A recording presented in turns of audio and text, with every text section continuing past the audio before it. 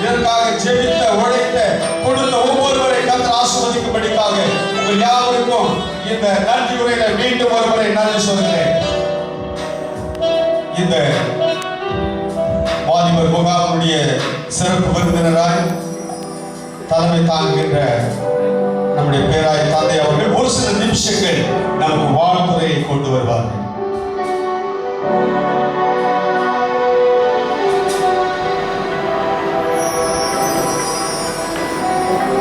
మన రక్షకుడు ప్రభు అయిన యేసుక్రీస్తు నామంలో ఈరోజు యవ్వనస్తులై ఇక్కడ కూడి వచ్చిన మీకందరూ కూడా ప్రభు నామంతో అభినందనలు తెలుసుకుంటున్నాను. ఈ మెగా యూత్ ఫెస్ట్ అనేది ఈ నగర ప్రదేశంలో ఈరోజు జరుగుతున్నది దేవునికి ఒక మహిమైన కార్యమని నేను నమ్ముతున్నాను. విశేషంగా ఈ ఆఖరి దినాల్లో మన సంఘాల్లో మంచి ఒక ఉజ్జీవం, ఒక భక్తి శ్రద్ధ కావాలంటే యవనస్తుల పాత్ర చాలా ఉన్నది. మన పాటలతో చెప్తున్నాము. యేసు ప్రభు 33వ సంవత్సరంలో యవనస్తుల సమయంలో తన ప్రాణం ఇచ్చి మనకు రక్షించినాడు. ఈ ఒక రెస్పాన్సిబిలిటీ ఈరోజు ప్రతి ఒక్క యవనస్తులు ఉండేది చాలా చాలా సంతోషం. మన ఇండియా చర్చ్ నేషనల్ ద్వారా మనతో కలిసి ఈరోజు మన ప్రియ సహోదరుడు బ్రదర్ ఆండ్రూస్ పుత్తూర్నిక ఈ కార్యక్రమం ఏర్పడిస్తున్నారనే సంగతి తెలిసి నాకు ఎంతో సంతోషమైనది. మనం అందరూ కలిసి దేవుడి నామం ఘనపడించేది చాలా శ్రేష్టకరమైన సంగతి అనేది నా ఆశ. ఈరోజు మనల్ని దేవుడి వాక్యంతో దేవుడి సన్నిధానంలో జరిపేదానికి మన మధ్యలో కూడా ఆండ్రూస్ వారికి మళ్ళా మన స్తుతి ఆరాధకులై వచ్చిన బ్రదర్ విద్యాసాగర్ గారికి, పాస్టర్ పిడి జయ విక్టర్, వీళ్ళందరికీ కూడా ప్రభునామంలో నేను వందిస్తున్నాను, ఆహ్వానం చేస్తున్నాను. విశేషంగా మన నగరీ ప్రదేశం, మన Andhra Pradesh church of the national district ద్వారా ఇక్కడ కలిసిన మన నేషనల్ సంఘ ప్రతినిధులను కూడా నేను ప్రభునామంలో ప్రేమతో ఆహ్వానం చేస్తున్నాను. మీరు ఈరోజు ఇప్పటికి ఇంకా 4 గంటల వరకు దేవుడు నామని విధంగా యవ్వనస్తులుగా ప్రేమగా ఒక కుటుంబంగా దేవుడిని సంతోషపడించడానికి కలిసి వెళ్ళి మీ జీవితాల్లో ఇది ఒక చాలా చాలా శ్రేష్టమైన సమయం. మన అనేక సమయం అనేక విషయాలు సంగతిలో కూడా ఈ విధంగా దేవుని బిడ్డలై దేవుని ఇంటిలో మనం కలిగి ఉండేది అది మన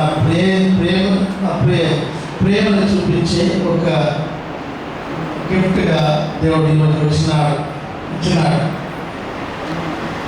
యోహాను రాసిన సువార్తలో 17వ అధ్యాయం, ఈరోజు 17వ దినాంకమైన దివసమైన దాంట్లో నేను యోహాను సువార్త 17వ అధ్యాయంలో 2-3 మాటలు మాత్రం చెప్పి ఈరోజు దేవుడు ఈ మాటలతో ముందు మన దేవస్థకు ఇచ్చిన బ్రదర్ ఆండ్రూస్ మన మిక్కిన వాళ్ళు ఇచ్చిన ఈ రోజంతా దేవుడు ఒక మన్నా మనందరికీ ఇచ్చారని స్వీకరించే చేసుకునేకి నేను ఆశపడుతున్నాను. యోహాను రాసిన సువార్త 17వ వచనంలో దాంట్లో మొదటి వచనం ఏం చెప్తుందంటే, యేసు ఈ మాటలు చెప్పి ఆకాశముపై కన్నులెత్తి ఇట్లనను. ఆకాశంపై తన కళ్ళు ఎత్తి నోటిలో ఇట్లనను, తండ్రి నా గడియు వచ్చి ఉన్నది, నా గడియు వచ్చున్నది. ఈరోజు కూడా మనందరూ యూత్స్ కూడా బాగా జ్ఞాపకం చేసుకోవాలి. ఈ లోకం అంత్యకాలం ఆఖరి సమయంలో ఉండేటప్పుడు మన గడి వచ్చినది, మనం సిద్ధం చేసుకునే సమయం వచ్చినది. అక్కడ ప్రభు చెప్తున్నాడు, నా గడి వచ్చినది. రెండవ వచనంలో చెప్తున్నాడు, నీ కుమారుడు నిన్ను మహిమపరచునట్లు నీ కుమారుని మహిమ పరచుము. నేను నిన్ను ఎట్లా మహిమపరుచుతాను, అదే విధంగా నీ కుమారుడు కూడా మహిమ పొందాలి. ఈరోజు కూడా మనం కూడా దేవుని మహిమ పొందినట్ల ఆ దేవుడు ఇక్కడ వచ్చిన ఒక్కొక్కరు కూడా ఆ మహిమలో పాల్గొనాలనేది ఆ దేవుని ప్రార్థన చూస్తున్నాం. నీవు ఈ కుమారునికి ఇచ్చిన వారికి అందరికీ ఆయన నిత్య జీవము అనుగ్రహించినట్లు తన శరీర మీదను ఆయనకు అధికారం ఇచ్చింది. ప్రభు యేసుకి సకల అధికారం ఇచ్చి తండ్రి మనకి పంపుతున్నాడు. ఈరోజు ఆ యేసు నామంలో మనం ఇక్కడ కూడి వచ్చినాము. ఆ మాటలు మనతో హృదయంలో నాటుకొని ఆ పరిశుద్ధాత్ముడు మనకి సహాయం చేయగా. ఆ 3వ వచనంలో చూసినామంటే, అద్వితీయ సత్య దేవుడు అయిన నిన్నును నీవు పంపిన యేసుక్రీస్తును ఎరగటి నిత్య జీవము. నిత్య జీవము అనేది ఏమంటే యేసుక్రీస్తుని ఎరగటిదే. ఈరోజు మనం ఆరాధించేది, ఈరోజు మనం వినే మాటలు, మన యవనస్తులు పాడే పాటలు, ఇవన్నీ కూడా యేసుక్రీస్తుని ఎరగటేదానికి. ఎప్పుడు మనం యేసుక్రీస్తుని ఎరగటమో ఆ సమయంలో మనము నిత్య జీవునికి సిద్ధంగా ఉంటాము అనే గొప్ప సంగతి మనము మరవకూడదు. నిత్య జీవము మన దేవుడిచ్చిన ఒక అద్భుతం. మన జీవితాల్లో ఎన్ని కార్యాలు చేసినా నిత్య జీవునికి మనకి అర్హత లేదంటే ఈ లోకంలో ఉండే జీవితం వ్యర్థం అనేది మనం తెలుసుకోవాలి. ప్రియమైన సహోదర సహోదరులారా, ఈరోజు ఆ మహారోజైనది. మనము నిత్య జీవానికి పొందేదానికి బలం, పరిశుద్ధాత్మ బలం ఈరోజు మనం పొందుకున్నాం. ఇక్కడ వచ్చిన ఒక్కొక్కరు కూడా అదృష్టవంతులు, భాగ్యవంతులు, దేవుని కృప పొందిన వాళ్ళనేది నేను నమ్ముతున్నాను. నేను రావాలి, సిద్ధం చేయాలని మీ మనసుతో రాలే. ప్రభు మిమ్మల్ని ఈరోజు ఇక్కడ తెచ్చిపెట్టి ఈ ఆయన మహిమపరిచే ఒక కార్యంలో మీరు కూడా భాగవహించాలని ఇచ్చినది ఎంతో సంతోషకరమైన సంగతి. దీన్ని ఏర్పాటు చేసిన మన అందరూ సహోదరులకు కూడా నేను అభినందిస్తాను.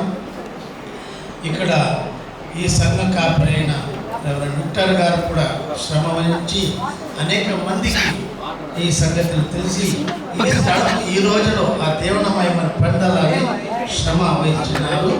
దేవుడు ఇక్కడ వచ్చిన ఒక్కొక్కరు కూడా ఈరోజు సంధిస్తున్నాడు అనేది నేను నమ్ముతున్నాను.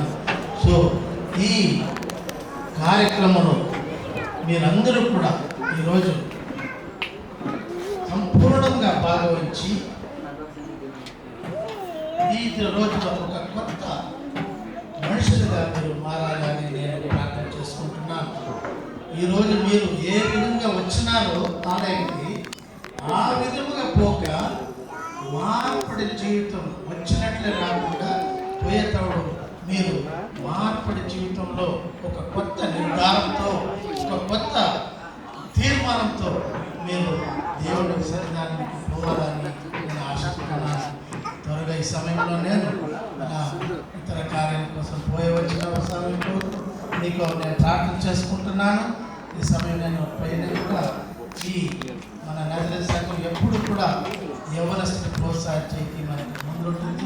ఆంధ్రప్రదేశ్ డిస్ట్రిక్ట్లో ఉండే నజరేతు సంఘం ఈ దృష్టిలో విశేషంగా యవనస్తుల్ని ఆకర్షించడానికి ఏ కార్యం చేసి కూడా మనకి దేవుడు సహాయం చేయాలి.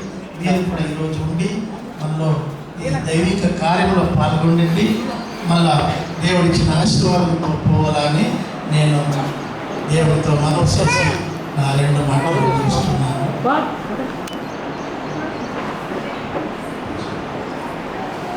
எல்லாரும் அருமையான ஐயாவுடைய காரியங்களுக்காக நாம் நன்றி செலுத்துகிறோம்.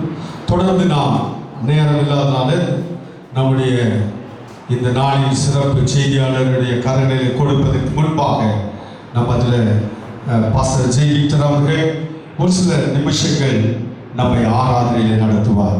ஆகவே நம்ம எல்லாரும் அன்பு போதகர் அவர்களை நம்ம எல்லாரும் கைகளை தட்டி நம் ஆண்டுடைய நாம பகிர்வுக்காக